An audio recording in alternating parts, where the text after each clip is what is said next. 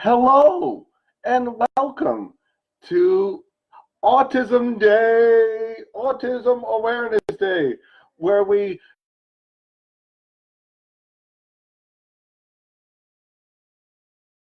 turn it upside down. All right, today is an exciting day. It is World Autism Awareness Day. When I was getting the kids ready for school today, I was telling Jared, who is my autistic 13-year-old son, I was like, Jared, it's Autism Day. You need to wear blue. And Jared looks at me and he's like, Daddy, I don't want to wear blue. I'm autistic. I'm aware. I don't need to wear blue. I'm like, well, that is a good point, Jared. You are aware. Eli tells me that today at school they were treating Autism Awareness Day like another version of St. Patrick's Day, where kids who weren't wearing blue were getting pinched. But at least they were staying aware. I'm prepared. I have no need of being pinched. I will be doing a series of webinars like I did last year, every Tuesday night at 9 p.m. for Autism Awareness Month, and I took a list of topics that people were interested in. I want to cover that, and anything else any questions that people might have. So feel free to put in a question at any time going forward. As a special treat for Autism Awareness Day, I am posting this link right now, and that will get you to a copy of a booklet that I wrote, The 10 Commandments for Raising Autistic Children, and feel free to download that. Feel free to share this video with anybody who might benefit from it. And today we are, the video series is being sponsored by my son Jared, raising money for the suicide intervention walk, which is a special cause for my family. The link is included with the description to this video. If this video is helpful in any way, feel free to make a donation there. All right, with all that out of the way, we are going to get into, yes, Miss Ray, I am going to be transferring this video to YouTube, and I should have that done by tomorrow morning, and it can be both seen and shared that way as well. It'll be on my YouTube channel. All right. So today we are going to be talking about autism and comorbid diagnoses, and this gets into a very complicated issue because, unfortunately, there are quite a few individuals out there who have autism, which is a tough thing to deal with, and in addition to that, they have another different psychological diagnosis. And so this complicates things quite a bit. I saw this a lot when I was at Our Lady of Peace. I worked on the unit that had individuals who were teenagers with autism and also had another comorbid diagnosis. So we saw a lot of fun things up there. 2 South Pride, and was very difficult. I also saw this a lot when I was at the prison dealing with autistic inmates who also had other diagnoses. In my private practice, I see this as well in various different conditions. So let's talk about some of the other diagnoses that you could have in addition to autism. One of the more common diagnoses that is present is what is currently called intellectual disability. And this used to be a diagnosis that was called mental retardation. They updated the diagnoses so it sounds better. So we don't use the term mental retardation anymore. Instead, we call it intellectual disability. Now, just because a person is autistic does not necessarily mean that they have an intellectual disability. Some very intelligent people are autistic, and have extremely high IQs. And in fact, individuals who used to be diagnosed with what we would call Asperger's have higher verbal IQs than typically developing people. The creator of Pokemon, who is a very intelligent man, autistic. But it is common for intellectual disability to go along with autism.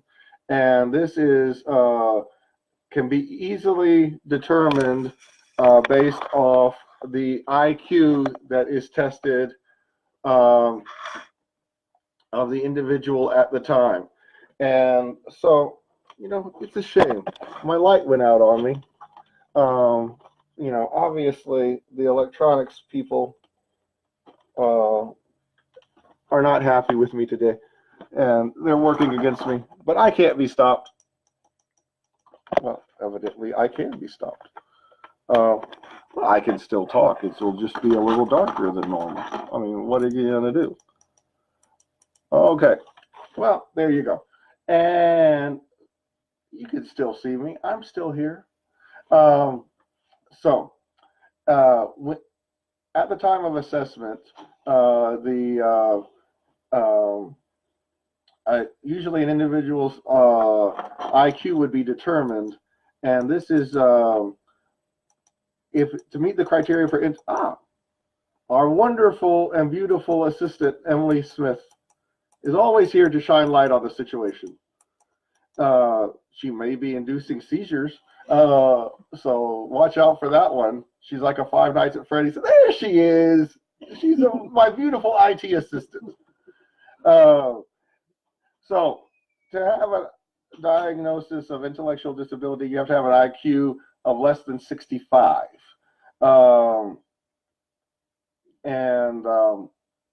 It goes down from there when we're looking at severity levels. 55 to 65 is mild intellectual disability. 40 to 55 is moderate. Under 40 is severe. One of the things that complicates the testing of IQ is that some autistic individuals are reluctant to communicate.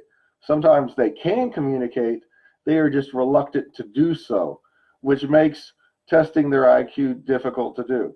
I remember when they tested my daughter's IQ, they put out a series of blocks for her to put in order, and she just threw the blocks, not interested.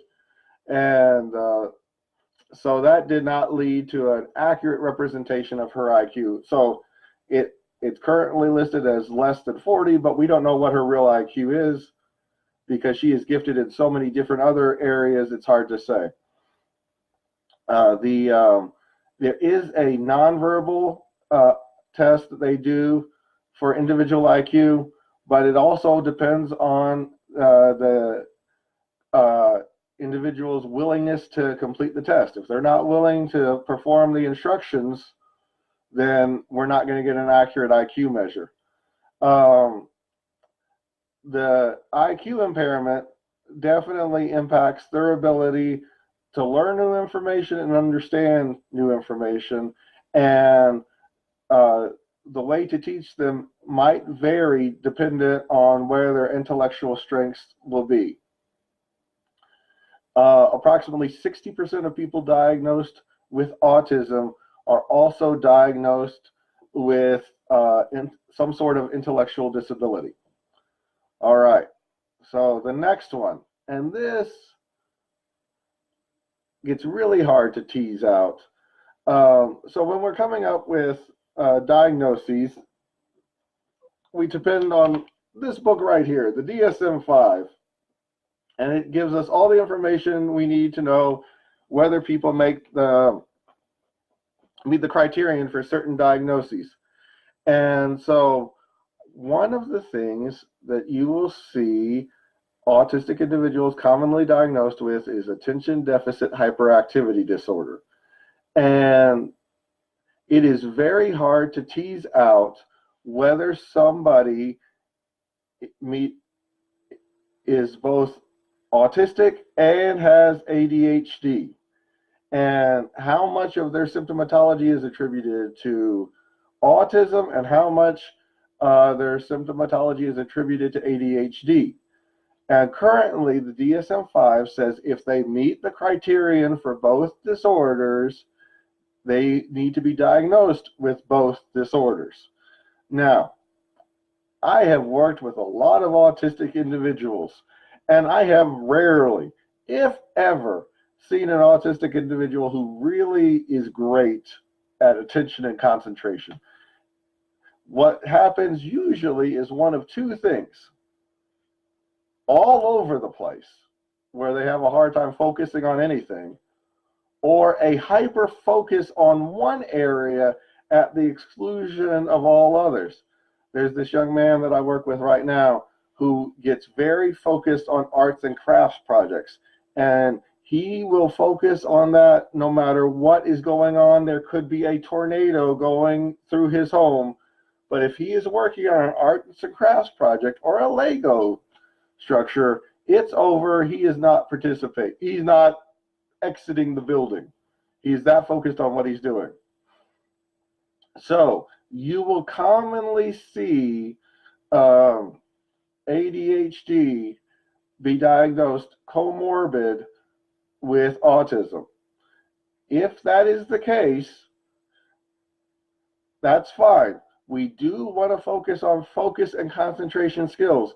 And every client that I've ever worked with and every group that I've ever done with autistic individuals has always had a component of focus and concentration to it, because it is a very difficult thing for many of these individuals to do. So I don't preoccupy myself that much whether or not somebody meets the criteria for ADHD or not. If they have autism, I focus on helping them with focus and concentration skills. It is also due to the fact that there are no medications specific for autism. It's no surprise that one of the medications of choice is ADHD medications, because ADHD medications will help them slow down their behavior and help them with attending to what is presented before them. All right. Now, another common characteristic of individuals with autism is that they have obsessive and compulsive behaviors. And when we're talking about obsessions, we're talking about thoughts. So, are they having thoughts that are repeating in their head that they cannot control? On the other hand, we're talking about compulsions and behaviors that they cannot stop from doing. And you see all different kinds of variations of this that come in certain forms. They want to touch things a certain way. They want to hold their fingers in a certain way. My daughter will do this. Go for a drive. Go for a drive. And or hold their bodies in certain ways. And these are behaviors that they feel like they have to do a certain way. So that leads to many people saying, do they have OCD? Now, not necessarily. While you will see some obsessions and some compulsions in autistic people, all autistic people have them to some degree. It would be very rare for them to meet the criterion for OCD as well. It does happen, but not to a significant extent. I have seen it before. There was this young man that I used to work with who would have to make his bed 93 times every morning. And I'm talking about strip the sheets and remake the bed 93 times before he could leave the room. He was autistic. He had OCD because he also had a number of significant obsessions and compulsions that were independently negatively impacting his behavior and causing him further distress. Okay, so another one that individuals, especially with high functioning autism, have to deal with and that is depression. You know, for some individuals who have severe autism, they live in their own world, and in their perception, everything is fine with them. It's everybody else who has a problem. However, there are people with high functioning autism who realize that they are different, and especially for the teenagers that I work with, when fitting in is paramount, when having friends and being able to be just like everybody else is of the utmost concern, being autistic does not sound like something that they're that interested in. And it can be depressing, and it can lead to significant depression. Autistic individuals may express their depression differently than a typically developing person. You will see, so let's qualify all of this. All right. You will see changes in their sleep schedule. So the key word is changes. It is very common for autistic individuals to have problems sleeping at night. Almost every autistic person I've ever met takes melatonin to help them with sleep. But if you see changes with their sleep schedule, so let's say they're sleeping more, or they're sleeping during the day, or anything that is different, that can indicate a depression. Changes in appetite. Once again, appetite is a very interesting thing with autistic individuals. They tend to be very sensitive about what they will eat and what they won't eat, and that's due to the fact that eating is a very sensory experience. It's actually one of the more sensory experiences that we undergo, and so we have to look, is this a change to their eating habits? Social withdrawal, and the biggest one, increased irritability. So are they more frustrated than normal, and how is that coming across? Some of my biggest behavior problems that I deal with are not with severely autistic individuals, but with high functioning autistic teenage boys who are depressed. Oh my gosh. Those are the people that give me challenges because they are unhappy and they are irritable, and they are letting the world know.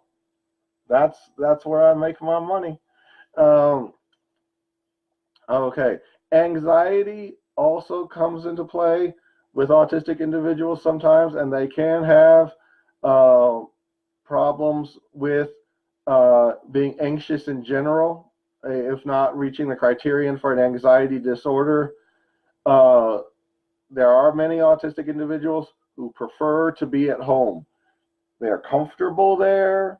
They're used to the sensations there. And however, when they go out, they don't know what to expect. It's noisy. It's a mess. Lots of people. You just can't trust it. And going out can make them anxious. And I've spent a large portion of my time convincing autistic individuals to leave their home. They can get anxious about new things, and due to their expressed problems with social interactions, can lead to social anxiety. And a lot of the current advancements with electronics and technology and social media has facilitated communication skills for many autistic individuals. I was talking to a young man tonight who lost his Facebook privileges, and he was so sad tonight because that was the way that he felt comfortable interacting with his friends, and he was unsure how to interact with his friends any other way. So we worked on it because you can interact with people without Facebook. I mean, that's what I've been told. So there is a comorbid diagnosis that I haven't talked about yet, and this is fascinating. And I have only dealt with this on 3 occasions. And as somebody who loves psychology, it's absolutely amazing. But I do feel really bad for the individuals who've had to deal with this. On 3 different occasions, I have worked with individuals who have been diagnosed with autism and schizophrenia. So it is very atypical for an autistic individual to have hallucinations of any type. We most commonly think about auditory and visual hallucinations, but actually individuals can experience hallucinations off all the senses. Now let's think about this for a minute. Of all the disorders for a person to have comorbid with autism, schizophrenia is the worst. With autism, we are talking about individuals who get so overwhelmed with their own stimulation that it can be unbearable for them at some times. And there we're talking about natural stimulation.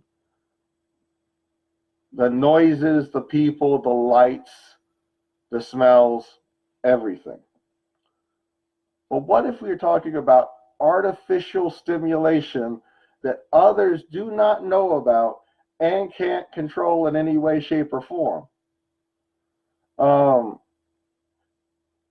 This causes so many problems because if I know that an individual struggles with noise, I can help them avoid certain environments. We can help take certain procedures like headphones or earplugs to help them deal with that. We can build up tolerance to these things. And we know that if we take an autistic individual to the Yum Center for a U of L game, it's going to be difficult for them. But what if they're experiencing hallucinations that I don't know about, when they come, how they come, and this individual may have a hard time articulating the hallucinations that they are experiencing?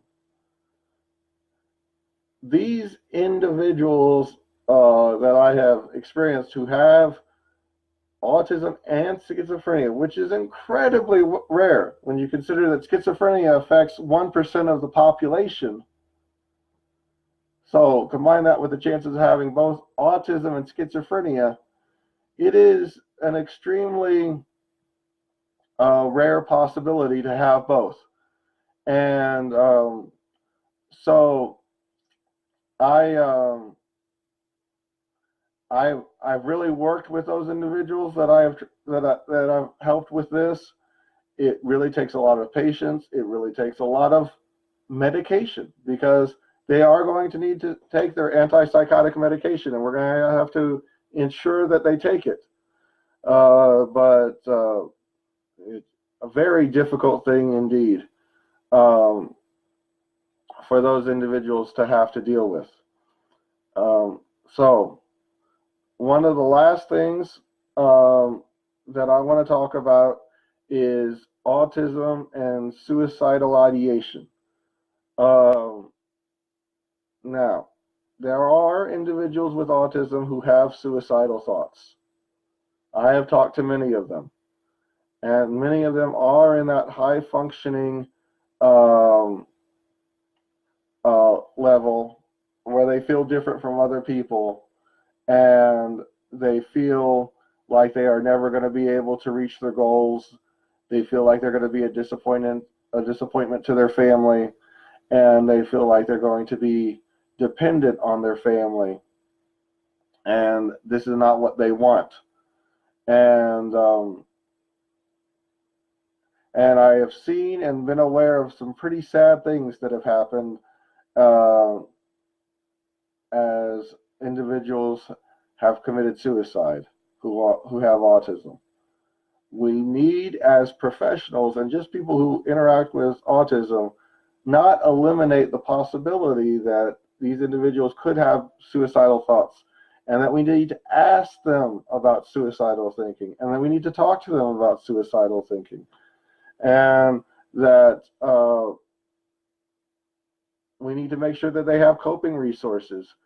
They may struggle with the permanent nature of committing suicide, and we need to help them understand this. In addition, we need to make sure that we are not putting limits on individuals with autism. Some of us do this consciously, and some of us do this unconsciously. I am always surprised when I am working with an individual and I'm start talk and there's another professional there, and then they start talking to that autistic individual as if they're a baby. Do not baby talk autistic individuals, regardless of their functioning level. All of the research says to talk with an autistic individual at their age level.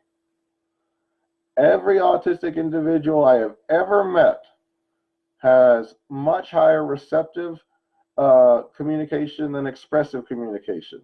My daughter is 15 years old. She's severely autistic, and you need to talk to her like she's 15 years old, or I'm not going to be happy with you. There is no reason why individuals with autism cannot have jobs, cannot complete education, cannot be in relationships, and I refuse to put a limit on any individual with autism that I work with. I take the child where they're at, and then we set a goal at the next level, and we work on reaching that goal. And when we reach that goal, we work to get to the next level. By helping individuals with autism live a fulfilling life and help them feel included, help them feel that they can reach their goals that they have for themselves, I believe that that will help them manage their depression and help reduce their suicidal thinking. It is difficult work to help individuals with autism. It is even that much more difficult when they are dealing with comorbid issues. But ignoring those comorbid issues is not going to help the issue go away. So, by being honest where the individual's at and working from there, that's how we can achieve goals that nobody ever thought we could achieve before. Right now is the time. If you have any questions, this is the time to get them in while I'm still live. If you have questions after viewing this completely or later on, feel free to message me and I will get back to you.